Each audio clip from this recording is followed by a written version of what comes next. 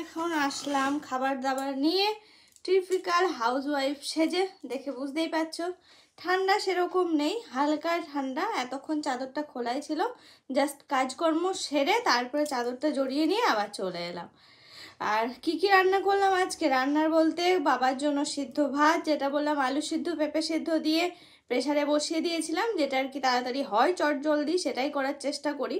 কারণ বাবার আবার ওসব কোনো ব্যাপার না, আমি আবার প্রেসারের ভাত খেতে পারি না।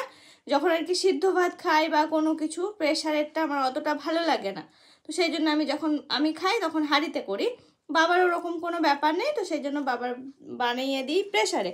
আর এই দেখো আমরা করেছি রুটি, দাঁড়াও দেখাই।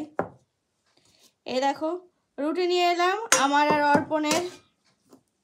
এখানে নিয়ে এসেছি তরকারি। তরকারিটা দেখে বুঝতে পারছো কিনা জানি না, আজকে মানে কিসের তরকারি বানাবো বুঝতে পারছিলাম না। ভাবলাম প্রথমে সয়াবিনের করি, তারপরে ভাবলাম যে না, একটু আলু কেটে দিয়ে এদিকে হচ্ছে ছোলার ডাল ফোড়ন দিয়ে আর ধনে পাতা ছড়িয়েছি নামানোর আগ দিয়ে, আর দিয়েছি পনির। এই দেখো এই হচ্ছে রুটির তরকারি। তো আমি এখন টেস্ট করে দেখিনি কেমন কি হলো না হলো।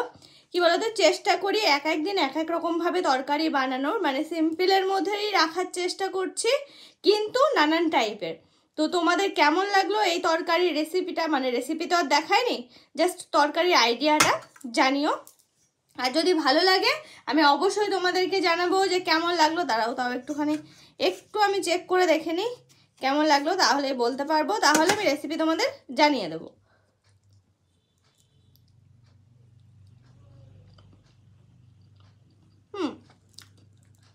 রুটির তরকারি হিসাবে পারফেক্ট, করা যেতেই পারে।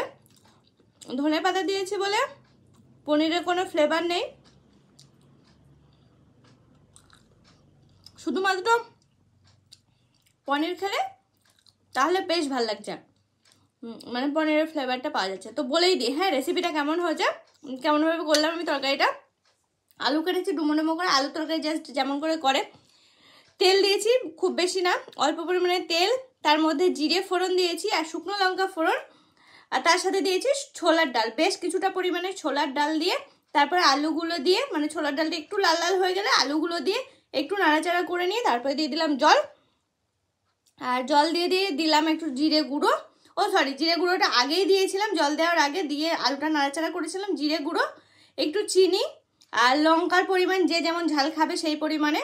আর নামানোর আগে ধনে পাতা আর পনিরটা কিছুক্ষণ আগে জাস্ট একটু নরম হওয়ার জন্য আর কি। এই হচ্ছে রেসিপি, বানিয়ে দেখো, আশা করছি